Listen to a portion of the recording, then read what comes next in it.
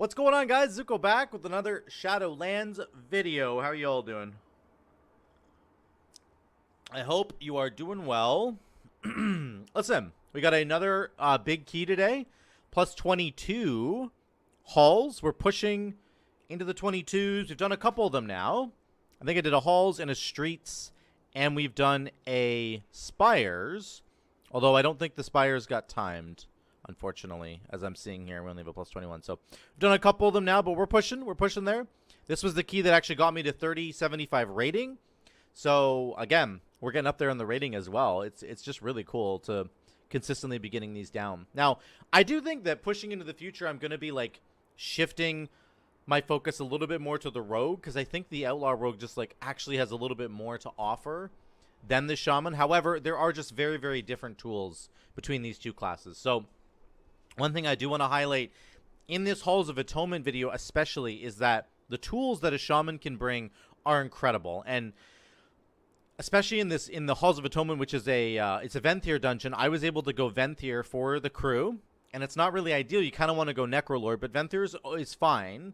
And I was able to pick up the gargoyle dudes that do a lot of extra damage, which was very, very helpful to the squad. But on top of that, I had extra tools, things like, you know, an AoE stun in Cap Totem, but things like a Decurse for the halls, and a kick, like kicking the guys that are they just blast your tank on a fortified week. It's really dangerous. So Shaman is really incredible. You see most of the really high key people will bring a Resto Shaman to like a Halls key or a Sanguine Depths key, because they have the ability to flex into Venthyr. They have that range kick, and they have a Decurse. It's the most important thing is the Decurse, because those curses will go out in this dungeon and they'll just like one-shot somebody. So very, very important for this dungeon, and I'm going to show you my build right now. Let's jump into the build really quick, then we'll get to the video. So we went very standard this time. We had Primal Lava Actuators plus Venthyr, as I said.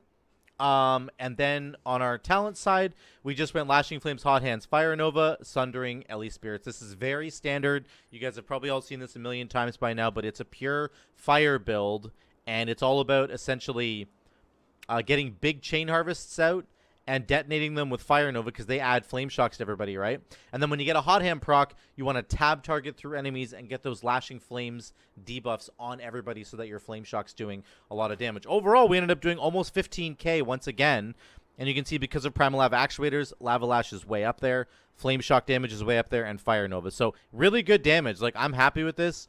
14.7 is good. It's mostly because of these loyal Stoneborns. This is the difference, guys. If you can get somebody to go Venthyr in this dungeon, it's insane. My Stoneborns did 10% of my damage.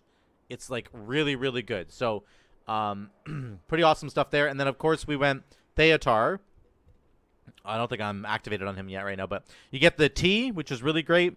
And we had Magma Fist, Focus Lightning, and the Chain Harvest Conduit as well. So that's the build. Let's get into the video, and I'm going to show you again. One of the big things I want to keep highlighting here over and over again is the tools that are available to Shaman. This is why you bring a Shaman. So first of all, you're going to Hex/Trap the patrol.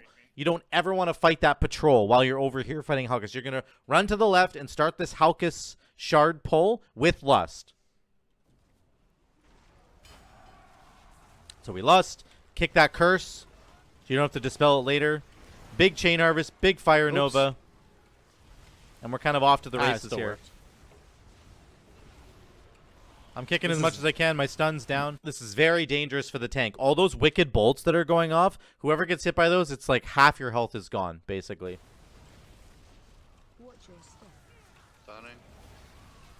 Lynx is doing a really good job healing. Joe's doing 18k HPS. This is what's required in these kinds of keys. Remember, this is a plus 22. I will remind you, too, this is from last week. So this is Fortified, Inspiring, Grievous. So the Inspiring really does change a little bit of what you need to do in the dungeon. I forgot I have to do everything for you monkeys. The Inspiring really does change things. It'll change a lot of how these pulls go. I can't dodge Thrash. And it's pretty. can be pretty frustrating. But here's this next pull you want to do. So you want to go to the left, bank left, get the Halkais shard and all that stuff over there. Then you want to go into like the middle of this start area, grab these 4 guys. They don't thrust. That's a lie. You want to nuke them down. We're doing big damage right now. Sleep is coming in. Again, there's decurses for me to get here. Let me just find one really quick here. Curse of Obliteration. That's really one that you're looking at. I end up stunning this guy. This is next Curse of Obliteration. It gets interrupted by Sleepa. This is huge. This is exactly what you need from your team. The only thing going off is going to be Wicked Bolts, and hopefully they're going to be going onto the tank, and hopefully he can handle it. That's really what the bottom line there. You gotta watch out for I deadly. think Joe's just whining about getting killed. I don't think he. You gotta watch out for deadly thrust. That's something that I don't watch out for enough. So now we go down the stairs. So we're still on the left-hand side. Yes, sir. We go down the stairs. We want to kill this Obliterator before this Inspired pack gets to us. To yell. So we're killing the Obliterator right now. Boom, boom, boom. This Inspired pack is here right now, and the Obliterator is going to die, so that's good timing. All right, perfect timing. Perfect Do you want me to timing just there. grab the other Stoneborn right now, or? I'm getting extra damage from my Stoneborn. Stoneborns do a lot of damage to AoE. They do this big breath attack to AoE. So you're going to kill this pack. I grab the next Stoneborn. You're going to kill this Inspired guy. And then we make one critical error Rocky's here up in a minute 40. by not kicking this Houndmaster. So the Houndmaster is Inspired, so he can be kicked. He can be stunned, sorry. I'll just keep using. And he's doing Loyal Beasts right now, and we actually missed the stun, on cooldown. I think unfortunately. it's just- So then Joe ends up just instantly dying because he has 10 bleed stacks on him, and it's just way too much. So we end up having to reset here, which is okay. It seems really ugly. We already have 8 deaths on this key now, which you might think means it's doomed. It's not doomed. So many players kick will the do that. They'll be Obliterator like, if you wanna well, get we get 8 deaths. Like, it's over. It's not over. You got to be patient. It'll be okay. We're going to do this Shard of Halkais pack as well. We end up killing them. I have to get rid of, decurses. There was one on right there, right? Anyway, Rocky's. you got to get rid of decurses for your team. That's a huge reason why you're here as a shaman. Ooh. A massive deal Get her down. is that you can get rid of the curses that are going out. We kill that pack. Now we're going to the right-hand side of the dungeon. So think about it. If you're standing at the beginning of the dungeon, now we're going to the right-hand side. So we cleared the entire left. Now we're going to the right-hand side. We're clearing all these guys out. Lots of damage here. Watch the rapid fire. I can't heal you. Then the Houndmaster's here, and he does rapid fire. Plus, he does, obviously, he buffs the little Gargans. So you want to make sure you stop him from doing both those things. Rapid fire, you just have to get out of the cone that's happening. You're going to kill this next Shard of Halkais here. Yeah, Then we'll skip ahead to... I just want to skip ahead here down below. Jump down below. This is the last Inspired pack that you're going to kill here before the boss fight. Okay. You're going to kill them here, and then you're going to pull into this middle pack right before the Halkais boss fight. I decide here, I think it's better to just grab the Loyal Stoneborn Gargoyle dude for this trash pack here, because he does so much AoE damage. stunning. It's really, really good, I think. So, Watch the thrust. Watch the thrust. there's curses going out. Have to be careful. But the Stoneborn, Stunning. did he just breathe right there? I want to look at his breath damage really, really quickly. Watch the thrust. Watch the thrust. There's the breath damage. I'm doing 728k right now. I was doing 14.5k DPS, and I went to 17.8k DPS. This guy just did like 200,000 damage. This breath. See the breath? It's happening right now on your screen. That did 200k damage. Insane. You really do need to have a Venthyr person for like this, for this high of a key. Like, it's really essential. So we kill this trash, and then we start Halkais. And I don't have any Stoneborn. Again, I think the Loyal Stoneborns are better on AoE because of that breath I was just trying to show you there. So the Halkais fight, there's nothing too crazy that happens here. I get really greedy here on my pathing, and unfortunately I walk right into this. The laser beam reverses right here, and I get killed like an idiot. So that's really unfortunate, but we get back up, and we do finish the fight. But now you may think to yourself, oh my god, you guys have 10 deaths. Like, how are you possibly going to time this key with 10 deaths? That can't be doable, right? Again, I would encourage you, don't give up hope here, because even though you've got 10 deaths, this is still timeable. I know it doesn't feel like that's true, but it is. So we're going to pull this. I'm going to get this Loyal Stoneborn here just to kill off this pack. Again, it's more damage for me. You want to kill Woe here so you can do a skip. We don't have a rogue, so you need to kill Woe. Again, a curse just went out right there. I think I dispelled it immediately. I'll get my wolves out. Let's just see. Get Woe here. I just want to see this curse. There's a curse on Sleepa right there. He must clear it himself. Maybe he used a Kyrian pot there. That must have been what he did. The burst is going off on Woe. Oh, I missed the kick there. It's I'll get unfortunate. next burst. I'll get it. Was gonna die. That's fine. So there, we kill Woe. We have the invisibility now, and my Stoneborn is still doing damage. And my Stoneborn ends up timing out. Like, it's literally Look at my perfect damage. timing. I'm crazy, guys. I'm doing 20k because of the Stoneborn. We kill this guy, and the Stoneborn literally leaves. He despawned right now. That was there. literally perfect. So perfect. So we get the haste. We get the stealth bonus right now, and we go. You want to stealth all the way to the next All boss. planned, of course. Get all the way to Echelon here, and then you're gonna pull him and lust. This is why you save lust. Okay. So we pop lust, and we go again. This is why Shaman's here.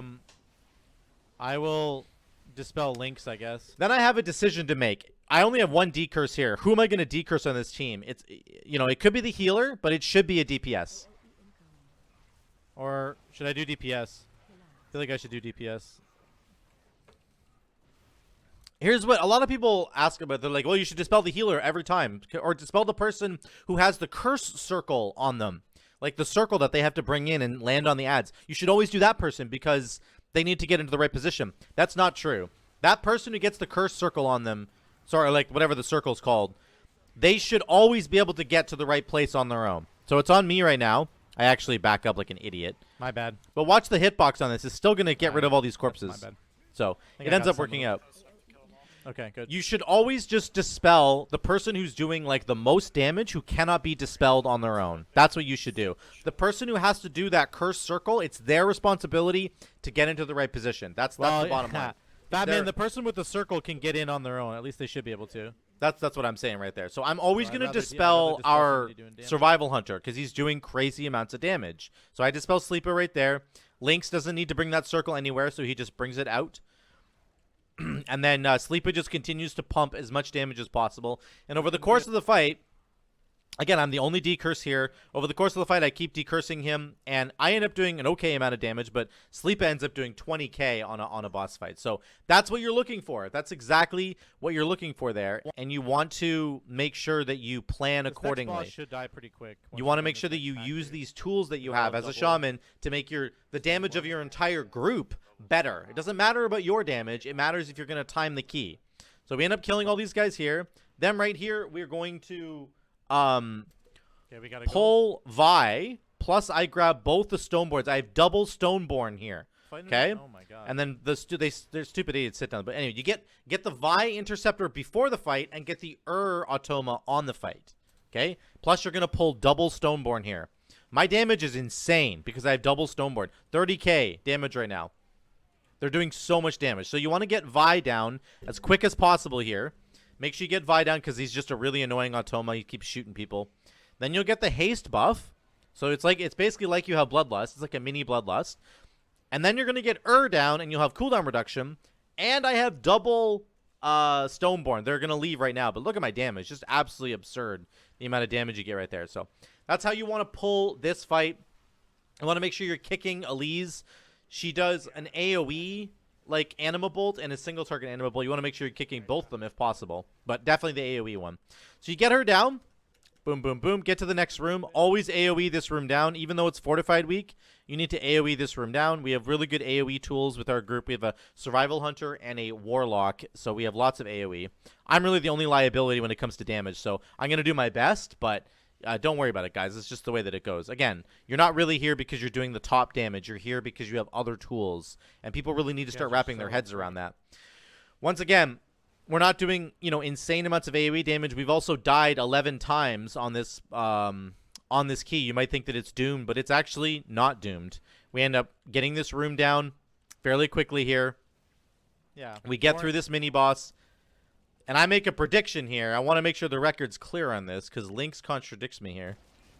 We just can't get hit by pillars. We'll have like 4.5 minutes. Now to the tanky. 4.5 minutes. Yeah, 4.5 minutes for the last boss, I think. We just can't get hit by pillars, legit. Yeah. I don't think we're gonna have that much time. Those guys are fucking off. So Lynx says, I don't think we're going to have that much time. I want you guys to, okay? Remember he said that? Bib. Was a bunch of it going when we I don't think we're gonna have that much time. Yeah, no, for sure. But that's why I'm saying we could That's go now. It what doesn't Link matter. said. I mean, Man, exactly. the main purpose of all these videos, guys, is for me to contradict whatever Link says. Just remember that. That's really important. Really important to me personally. Say disadvantage, in my opinion. Moving that point. Still gotta walk the same distance. Yeah, 4.5 minutes. Damn, you nailed it, Zuko. What are you, I think we're- fucking sidekick, bud? Yes. What are you, psychic? Yes, I am. Okay, so now it's the last boss fight. We got Lord Chamberlain. Okay, so obviously you lust on pull, and then for us, we're trying to get our chain harvest back whenever it's gonna get there. You want to kill Okay, pillars. Watch out. These All the damage on this fight is basically avoidable, they're really except nasty at the for beginning. obviously the big when he starts pulling. But like you can dodge telekinetic toss. You can dodge Yeah, get her. his down, little AoE swirly that he does. He does like Next a pillar, next pillar. conal attack that you Okay, can dodge. Shockwave first. There's the shock. There's the conal attack right there. So it's all dodgeable. Just make sure you do well. Obviously, in the intermission phase, it's not dodgeable. We'll get to that in a minute. Telekinetic toss can get very dangerous. Careful, if one bounces off of another one and hits you, you will take a shitload of damage. There you go. There's another. That's what I was trying to say there. And then erupting torment is dodgeable again. I saw the video. Yeah. So here comes the first major test for us. He's gonna jump into the middle, I think, after this telekinetic toss here, and he's gonna obviously do his big AoE, which is very, very dangerous. You have to pick a pillar that you're gonna stand in between. You stand in between the boss and the pillars, right? So here it comes. He's gonna push all the pillars out. Pick a spot, take a look, see if there's anything not taken. Joe, every single time, and I think Sleepa, the hunter, I think every time they stand like in the perfect position, like right inside the boss's like character model, and it ends up soaking most I'll have a of big the heal here as of the well. rituals. You're like, I'm not taking any damage, but Kaz and Sleepa and Joe are all getting crushed. I could stand closer, I guess, but I don't know. They know what they're doing. So, also, Chain Harvest is really, really good off healing here. He's gonna throw one. Really right good now. off healing, but Here we go. Melee looks like. oh, that was close. Anyway, we keep Holy pushing. shit, I did not know where to run there. We keep pushing. We get one go. more Okay. of these phases here. And this is the Take a look toughest around, one see if because anybody Lynx doesn't have needs any to soak. tools anymore. He used all of his tools on the first one. So this is where we get AMZ to put on the ground. And then I pop my I'll have a big defensive. heal here in a I could second. also pop Rocky for more health. There's a lot of things I can do. It's not actually an issue. And Joe does a really good job. Joe and Sleepa do a really good job soaking that anyway. So Statues, we're good. yeah, now we just have to dodge statues. All in a circle. Here it comes, here it comes. Very careful. That will one-shot you. Dodge another statue. He just keeps casting statues. That's all he does till the very Joe's end. a really bad tank. Here's one thing I want you to note. At the very end of this dungeon, we have a minute and a half left, which is actually a very long time for like a boss fight. That's a lot of time left. We've died 11 times. 11 times. And we had It's just this stick. a multiple wipes that were kind of Noise! bad, especially at the beginning when we let that that cast go off. And we still timed it. I got plus 13 rating. I'm at 3075 now. rating. 14. Holy cow! So let's go back to the gameplay here. Let's go back here. There's my camera. Okay. So again, I just want to mention that a lot of people, especially in pugs, people will get like doom and gloom attitude, like just right out of the gates if something gets screwed up. And I understand that they like the assumption is that, hey, if we screw this up, what are the chances that we're gonna even time this key? That first impression is really important. But we had a minute and a half left on this key, and we died 11 times. So on a Halls, I think is a fairly tight timer. So just keep it in mind that you always do have tons and tons of time. You just have to keep your head on straight and make sure you get better on the next pull and don't make silly mistakes like that. And you will time these keys. Obviously, if we could have avoided all of the mistakes that we made, we would have timed this key with like 3 or 4 minutes to spare. So there is a lot of time to do these keys, even on a plus 22, which is pretty high at this point. So here's our damage breakdown. Lava Lash, Flame Shock, Fire Nova, Chain Harvest. There you go.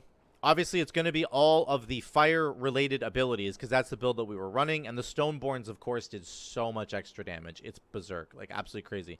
Obviously, if you could have had somebody else go Venthyr, it would have been better for us, I think, to go Necrolord. Always, I think it's just better to go Necrolord. But it was great that I could sort of substitute in and be the Venthyr person, get that extra damage for our team, and it ended up working out really, really well. So that's it for the video, guys. Thank you so much for being here. Thanks for watching. Let me know what you think about these keys. I want to know what you think about Halls of Atonement. And the build that I ran, it's pretty standard. Prime Lab Actuators plus Venthyr. It's, you know, the only real change there would be obviously Venthyr instead of Necrolord. But let me know what you think in general about the dungeon. I'd love to hear from you guys in the comments down below. If you liked the video, drop a like. If you haven't subscribed yet, please go hit that big shiny red button. It really does help me out a lot. It helps the channel. If you want to support the future of what I'm doing here, Patreon is the best way to do that. There's a link down below. Until the next one, guys, we'll see you later.